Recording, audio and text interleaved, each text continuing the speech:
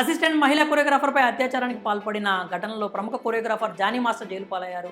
Upparapalli court జానీకి 14 రోజుల judicial remand విధించింది. దీంతో పోలీసులు అతన్ని చంచల్గూడ జైలుకు తరలించారు. రిమాండ్ ఖైదీగా ఉన్న జానీ మాస్టర్ను కస్టడీకి ఇవ్వాలి అని పోలీసులు ఇటీవలే కోర్టును ఆశ్రయించారు. ఈ క్రమంలోనే కోర్టు ఇచ్చిన ఆదేశాల మేరకు జానీ మాస్టర్ను గత 3 రోజులుగా పోలీసులు విచారిస్తున్నారు. కాగా 3వ రోజు విచారణలో భాగంగా జానీ మాస్టర్ను లాయర్ సమక్షంలో పోలీసులు బాధితురాలు ఇచ్చిన స్టేట్మెంట్ ఆధారంగా విచారించారు. ఈ క్రమంలోనే పోలీసుల విచారణలో జానీ మాస్టర్ పలు సంచలన నిజాలు బయటపెట్టాడు. బాధితురాలే తనను అలా వేధించింది అంటూ జానీ మాస్టర్ పేర్కొన్నట్లు సమాచారం. ఈ సందర్భంగా జానీ మాస్టర్ మాట్లాడుతూ, నేను ఏ తప్పు చేయలేదు అన్నారు. నాపై బాధితురాలు చేస్తున్న ఆరోపణలన్నీ నిరాధారమైనవంటూ జానీ మాస్టర్ పేర్కొన్నారు. ఇకపోతే ఢీ షో తర్వాత తనకు తానే నాతో పరిచయం ఏర్పరచుకుంది అంటూ ఆరోపించారు. అలాగే మైనర్గా ఉన్న సమయంలో లైంగిక దాడి చేశారనేది అబద్ధం అంటూ ఖండించారు. కేవలం తన టాలెంట్ను గుర్తించి అసిస్టెంట్ కొరియోగ్రాఫర్గా అవకాశం ఇచ్చినట్టు తెలిపారు. కానీ ఆమె మాత్రం తనను పెళ్లి చేసుకోవాలని మానసికంగా హింసించిందని, బలవంతం పెట్టిందంటూ ఆరోపించారు. ఎన్నోసార్లు బాధితురాలు తనపై బెదిరింపులకు దిగిందన్నారు. ఇక ఆ వేధింపులు ఎక్కువైపోవడంతోనే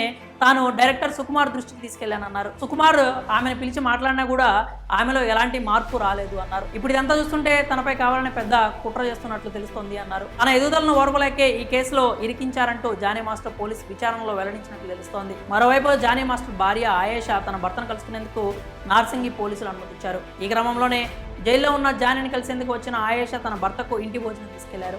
ఆ సమయంలో జానీ తనతో చెప్పిన విషయాలను మీడియాతో పంచుకున్నారు. ఇదిలా ఉంటే జానీ మాస్టర్కు నేటితో పోలీస్ కస్టడీ ముగిసింది. కాగా నేడు పోలీసులు జానీ మాస్టర్ను కోర్టులో ప్రవేశపెట్టున్నారు. మరి కస్టడీలో జానీ మాస్టర్ బయటపెట్టిన సంచలన నిజాలపై మీరేమనుకుంటున్నారో మీ అభిప్రాయాన్ని కామెంట్స్ రూపంలో తెలియజేయండి.